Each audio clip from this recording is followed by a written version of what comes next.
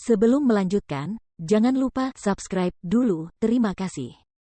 Bab 234 Penguasa Neraka Perut Hitam. Ia berbalik dan menatap sosok berpakaian merah yang berlari ke arahnya dengan langkah cepat, jantungnya tanpa sadar melonjak namun ekspresi di wajahnya hanya menunjukkan kebingungan dan ketidakpedulian. Anda. Ini aku. Hantu. Dia mengedipkan mata padanya, wajahnya dipenuhi kegembiraan saat dia berkata, "Paman, mengapa kamu di sini?" Mendengar perkataan itu, Ling Mohan memperlihatkan ekspresi terkejut dan berkata, "Kau adalah dokter hantu." Suaranya kemudian merendah beberapa tingkat saat dia melihat sekeliling sebelum bertanya, "Wajahmu? Hehe, sembuh total. Gimana? Cantiknya nggak ada duanya dan cantiknya nggak ada duanya?" Tanyanya Narsis sambil tertawa. Tatapan mata Ling Mohan yang dalam dan tajam kemudian jatuh pada kulit halus seperti salju dan menangkap wajah yang sangat cantik di matanya. Senyum yang sangat singkat melintas di matanya dan dia kemudian berkata dengan penuh arti, sungguh menakjubkan." Feng Jiu kemudian melihat sekeliling dan berkata, "Ada seseorang yang mencariku. Jalanan ini tidak aman. Ayo kita cari tempat duduk dan mengobrol. Aku akan mentraktirmu makan, bagaimana menurutmu?" "Baiklah." Dia mengangguk tanda setuju, sudut mulutnya melengkung tanpa terasa. "Kalau begitu, ayo kita pergi. Ada restoran di depan sana," kata Feng Jiu sambil menuntunnya menuju restoran itu. Dan setelah mereka berdua pergi, Grey Wolf dan Shadow One yang muncul dari balik bayangan menatap dengan mata melotot lebar, wajah mereka tak percaya.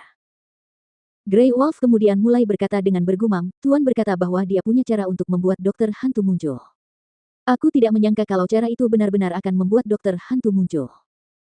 Shadow One kemudian mendecak lidahnya sebelum berkata, "Tuan terlalu jahat, tidak menyangka dia akan punya ide seperti itu. Dengan hal-hal seperti ini, jika dia menjual Ghost Doctor mungkin masih bisa membantu Tuan menghitung uangnya." Ketika dia mengingat kembali ekspresi serius, dingin, dan acuh tak acuh di wajah tuannya tadi, hati bayangan satu merasakan sedikit rasa jijik saat dia berpikir, Tuan pasti sangat gembira. Tidak disangka dia bisa memasang ekspresi heran seperti itu. "Haruskah kita ikut berjaga?" tanya Grey Wolf sambil menyikut Shadow One dengan sikunya. "Ikuti mereka." Shadow One melirik Grey Wolf. "Apa kau tidak takut merusaknya untuk Lord?" Mendengar itu, Grey Wolf pun mengistirahatkan pikirannya dan bertanya, "Haruskah kita kembali saja?" Ayo kita pergi. Dokter hantu itu cukup cerdik. Jika kita membuntuti mereka, kita pasti akan ketahuan. Kita akan kembali saja dan menunggu kabar dari Tuan," kata Shadow One, sambil pergi bersama Grey Wolf. Di sisi lain, Feng Jiu dan Ling Mohan datang ke restoran dan mereka duduk di ruang pribadi. Setelah memesan beberapa hidangan, Feng Jiu bertanya, "Paman, apakah kamu tidak perlu kembali ke Akademi Awan Bintang? Apa yang kamu lakukan di Kota Enam Jalan?" Ling Mohan menuangkan anggur sambil menjawab, "Meskipun aku adalah guru di Akademi Awan Bintang, aku memiliki hak istimewa khusus dan tidak perlu tinggal di akademi sepanjang waktu." Dia lalu mengisi cangkirnya dan bertanya, "Kamu bilang ada seseorang yang mencarimu, apakah mereka orang dari Istana Neraka?" "Mereka memang benar.